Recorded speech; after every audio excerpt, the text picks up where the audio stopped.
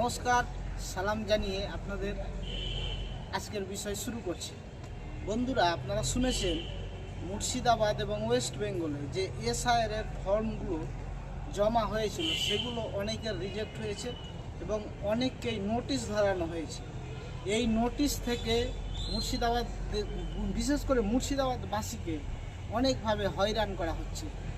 বর্তমানে এসআইআর এর যেসব নোটিশগুলো এসছে, এই নোটিশে বিএলও যারা আছে ওনারাও বাদ পড়েননি। এবং এরকমও ঘটনা হয়েছে যে যিনি বিএলও তিনি নিজেই নোটিশ দিয়েছেন। এক হাস্যকর ব্যাপার বন্ধুরা হয়েছে। এবং কালকে দেখেছেন আপনারা যে আমাদের এলাকায় ফারাক্কায় যে বিধায়ক আছেন মইনুল হাসান, উনি বিডিও অফিসে গেছিলেন, বিডিও অফিস ঘেরাও করেছিলেন এবং উনি ফর্মগুলো আর যাতে জমা না হয়, নোটিশগুলো যাতে হিয়ারিং না হয়, ওই নিয়ে একটা ঝামেলা হয়েছে। এই ঝামেলা থেকে বন্ধুরা নিজেকে দূরে রাখতে হবে।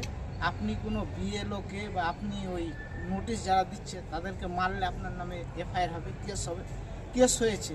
এই কেস থেকে বন্ধু আপনি সহজে জামিন পাবেন না। সরকারের বিরুদ্ধে কোনো আন্দোলন করতে গেলে আপনাকে সাবধান এবং সচেতন থাকতে হবে।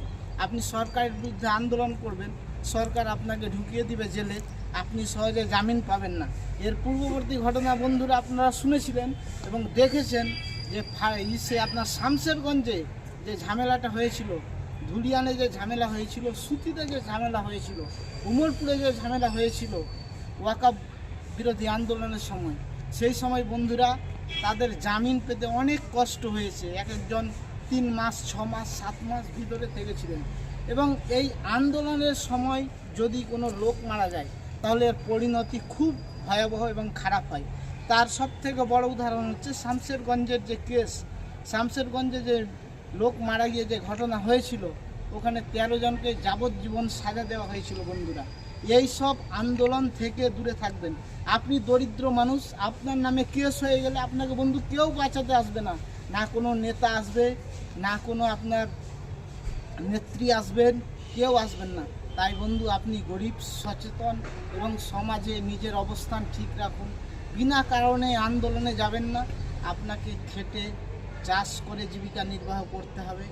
আপনি কোনো আন্দোলনে গেলেন, বিডিও অফিসে আন্দোলন করছেন, বিডিও অফিসে ক্যামেরা থাকে, এসডিও অফিসে আন্দোলন করছেন, ওখানে ক্যামেরা থাকে, আপনাকে যদি অ্যারেস্ট করা হয় আপনার জামিন সহজে হবে না।